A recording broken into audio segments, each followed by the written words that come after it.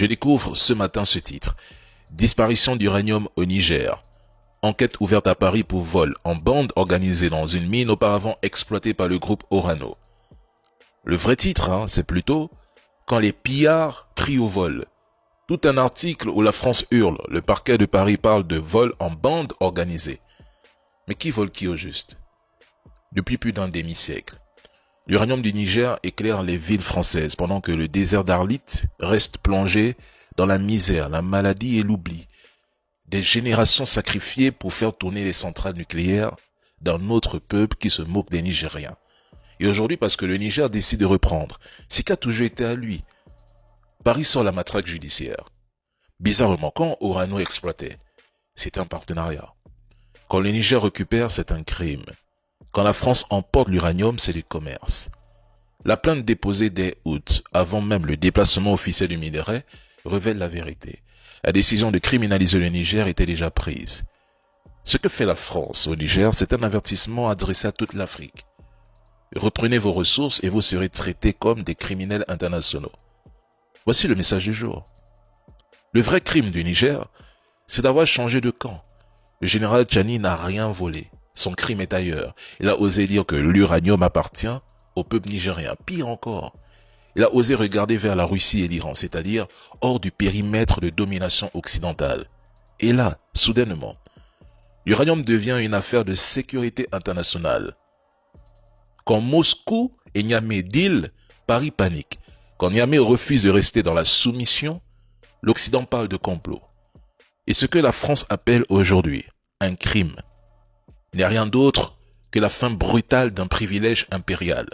C'est quand même dingue. C'est un investissement.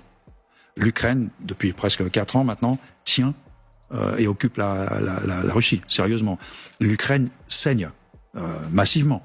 Elle souffre, elle prend des bombardements, etc. Donc tout le monde le voit. En fait, elle fait la guerre pour nous. Et ça se paye, ça. Ça se paye. Tout ce que nous aidons l'Ukraine à faire, nous n'avons pas à le faire, nous. Et à la limite, c'est un peu salaud parce que c'est eux qui saignent. Donc on les paye. Allez-y les gars, faites la guerre pour nous. Et ça rentre dans beaucoup d'autres choses. Par exemple, il y a plusieurs millions de réfugiés ukrainiens qui sont en Europe. Bah, nous les aidons. Ça aussi, c'est un coût. Pour moi, c'est pas un coût, c'est un investissement. Nous investissons dans l'Ukraine, nous investissons à travers l'Ukraine dans notre propre sécurité. L'Occident ne se bat pas. Il sous-traite la guerre. L'Ukraine n'est plus un pays. C'est un bouclier humain externalisé. Les Ukrainiens tombent pour que Paris, Berlin et Bruxelles puissent continuer à parler de paix, de valeurs, de démocratie, tout en évitant soigneusement d'envoyer leurs propres fils.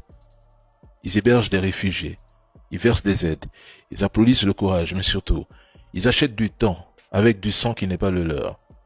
Dans cette logique, nous avons une équation simple. Un soldat ukrainien qui tombe égale un soldat européen vivant.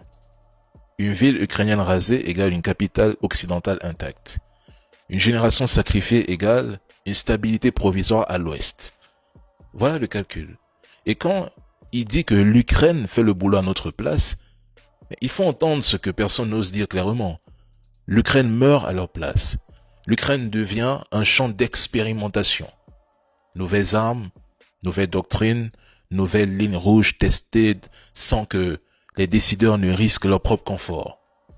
Une guerre regardée à distance, analysée sur écran, monétisée politiquement pendant que les corps s'empilent. Et le mot investissement est même le plus obscène de tous, parce qu'un investissement attend un rendement. Quel est-il? Affaiblir durablement la Russie, consolider l'OTAN, discipliner les peuples européens par la peur, justifier des budgets militaires colossaux et redessiner l'ordre du continent, peu importe le prix, tant qu'il est payé ailleurs. Pauvre Ukraine.